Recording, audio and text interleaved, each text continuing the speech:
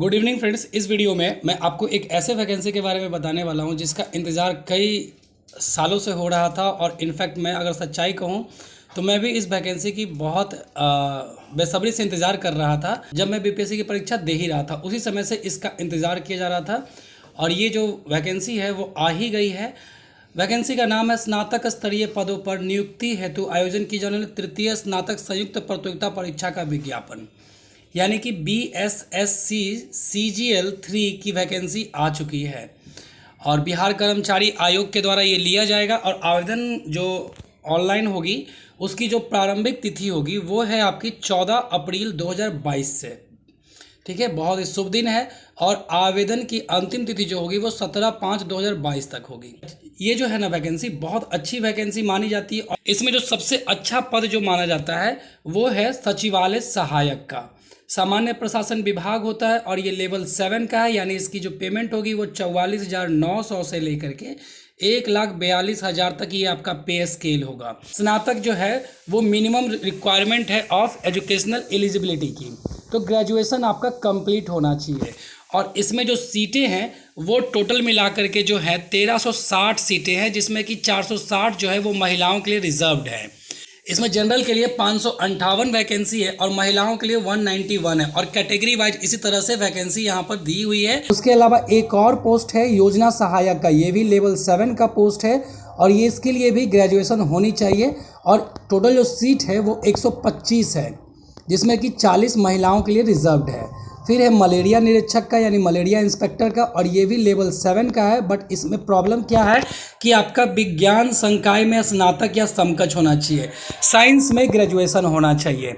ठीक है, तो जो लोग भी एलिजिबल है वो इसको भर सकते हैं। उसके अलावा डाटा एंट्री ऑपरेटर भी है जिसकी पे स्केल जो है लेवल 6 की है और ये वित्त विभाग का है और ये भी अच्छी वैकेंसी है। बट प्रॉब्लम ये है कि यहाँ पर केवल 2 ही सीट है जिसमें से एक महिला के लिए है। ठीक है, और उसके बाद जो है अंकेक्षक यानी कि ऑडिटर की पोस्ट है और ये लेवल 5 की पोस्ट होती है। और स्नातक गणित के साथ अथवा वाणिज्य स्नातक इसमें होना चाहिए, यानी मैथमेटिक्स के साथ ग्रेजुएशन या फिर कॉमर्स के साथ ग्रेजुएशन होना चाहिए। और 40 जनरल के लिए सीटें हैं और कुल मिलाकर 256 सीटें आई हैं, जिसमें 34 जो है वो महिलाओं के लिए रिजर्व्ड है। इसके अलावा ऑडिटर की एक और वैकेंसी है जिसमें अगेन आपका जो स्नातक होना चाहिए वो वाणिज्य यानी कॉमर्स, अर्थशास्त्र यानी इकोनॉमिक्स, सांख्यिकी यानी स्टैटिक्स और गणित में से किसी एक विषय में स्नातक होना चाहिए। है काफ़ी बड़ी संख्या में आई है, 360 की वैकेंसी है, 370 वैकेंसीज है। तो कुल मिला के बात करें तो CGL 3 में जो है 2187 जो है वो पोस्ट आई हैं, जिसमें जनरल के लिए 880 है। उसके अलावा जो है EWS के लिए 207 है, पिछड़ा वर्ग के लिए जो है 292 है, अत्यंत पिछड़ा वर्ग के लिए 448 है, अनुसूचित जाति के लिए जो है 342 है, जनजाति के लिए 7 सीटें हैं और महिलाएं जो है पिछड़ा वर्ग की उसके लिए 71 सीट्स, यहाँ पर उनके लिए 71 सीट्स जो है रिजर्व्ड हैं। और इसके अलावा डिफरेंट कैटेगरीज में भी सीट है।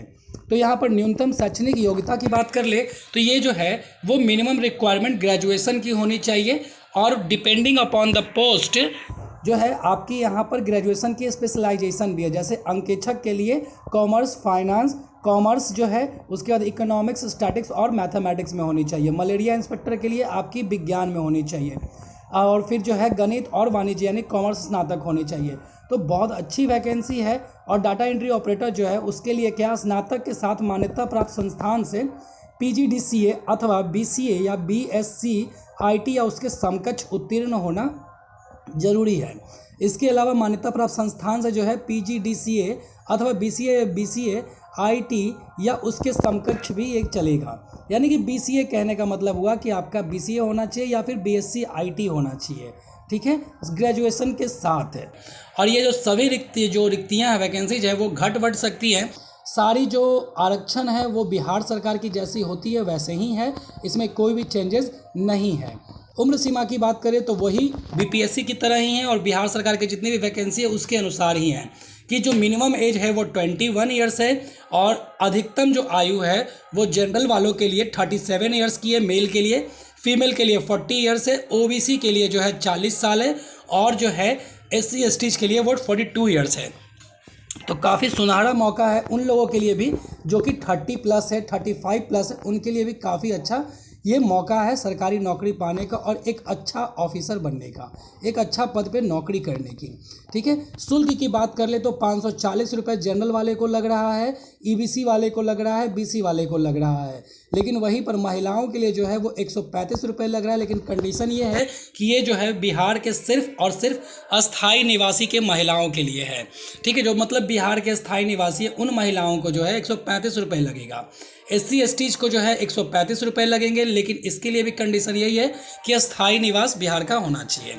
ठीक है, और उनके अलावा जो है जो दिव्यांग लोग हैं उनके लिए 135 रुपये यहाँ पर है। अनुसूचित जनजाति और जनजाति के जो समान होंगे। ठीक है, और बिहार राज्य के बाहर के जो सभी श्रेणी के अभ्यर्थी होंगे, पुरुष हो या महिला, उनको 540 रुपये लगेंगे। सभी श्रेणी के दिव्यांगों के लिए जो कि अनुसूचित जाति और जनजाति के समान है उनके लिए 135 रुपये यहाँ पर दी जाएगी।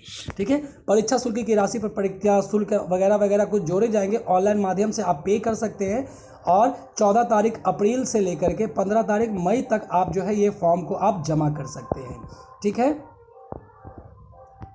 फिर जो अब देखते हैं कि परीक्षा की प्रकृति क्या होगी। तो ये जो ऑब्जेक्टिव टाइप का ये क्वेश्चन होगा, बीपीएससी की तरह नहीं, सब्जेक्टिव और ऑब्जेक्टिव दोनों मिला करके। तो प्रारंभिक जो परीक्षा होगी ना वो एक पत्र सामान्य ज्ञान का होगा जिसमें निम्नांकित विषय होंगे, जिसमें सामान्य अध्ययन यानी जनरल नॉलेज होंगे, सामान्य विज्ञान एवं गणित यानी जनरल साइंस और मैथमेटिक्स होंगे, और उसके अलावा जो है comprehensive, logic, reasoning, mental ability होगी यानी रीजनिंग होगी यहाँ पर। ठीक है, तो ये 3 चीज़ों से मिलाकर के आपका प्रारंभिक परीक्षा होगा। और प्रारंभिक परीक्षा के जो होंगे उसके जितनी रिक्तियां हैं उसके 5 गुना रिजल्ट दिया जाएगा। यानी कि आपका जो है वो 217 है, तो मान लीजिए 10,000 के आसपास लोग जो है वो प्रीलिम्स क्लियर करेंगे और उनके बाद जो है उनको मेंस देना होगा। प्रश्न जो होंगे वो वस्तुनिष्ठ होंगे और बहुविकल्पीय होंगे। कुल प्रश्नों की संख्या 150 होगी। प्रति सही उत्तर के लिए 4 अंक दिए जाएंगे और गलत उत्तर के लिए 1 अंक की कटौती की जाएगी। तो निगेटिव मार्किंग है। परीक्षा की जो अवधि होगी वो 2 घंटे 15 मिनट की होगी। और परीक्षा जो में भाषा का जो माध्यम होगा वो हिंदी और अंग्रेजी होगा। अगर हिंदी और अंग्रेजी के प्रश्न पत्र में कोई विभिन्नता मानी जाती है तो अंग्रेजी के प्रश्न ही मान्य होंगे। जैसे कोई क्वेश्चन गलत हो गया तो आपको अंग्रेजी को सही माना जाएगा। सबसे अच्छी बात क्या है कि बिहार कर्मचारी चयन आयोग परीक्षा संचालन नियमावली के अनुसार प्रारंभिक परीक्षा पुस्तक सहित ली जाएगी। ठीक है, यहाँ पर बुक ले जाना भी अलाउड है। बिल्कुल सही सुना आपने। अभ्यर्थी अपने साथ 3 पुस्तक अर्थात प्रत्येक खंड के लिए 1 ही पुस्तक ले जा सकते हैं। सामान्य अध्ययन के लिए वो 1 बुक ले जा सकते हैं, गणित के लिए 1 बुक ले जा सकते हैं और सामान्य विज्ञान 1 बुक ले जा सकते हैं। बुक जो होगी वो ऐसा नहीं कि आप लूसेंट उठा करके लेके चले गए। बुक्स में जो है वो NCERT, बिहार बोर्ड और ICSE बोर्ड की जो टेक्स्ट बुक होंगी वही मान्य होंगी। किसी भी विषय से संबंधित गाइड पुस्तक की फोटोकॉपी मतलब जैसे लूसेंट, घटना चक्र, ये सब आप नहीं ले जा सकते हैं। ठीक है, उसके बाद अभ्यर्थी परीक्षा कक्ष में अपने साथ ले जाने वाले पुस्तकों पर अपना नाम एवं रोल नंबर अवश्य अंकित कर देंगे। परीक्षक समय पुस्तकों का आदान प्रदान पूर्णतः वर्जित होगा, यानी अपना अपना किताब, अभ्यर्थी के पुस्तक में रोल नंबर के अतिरिक्त कुछ भी लिखा हुआ नहीं जाना चाहिए। तो ये भी आपको ध्यान रखना है।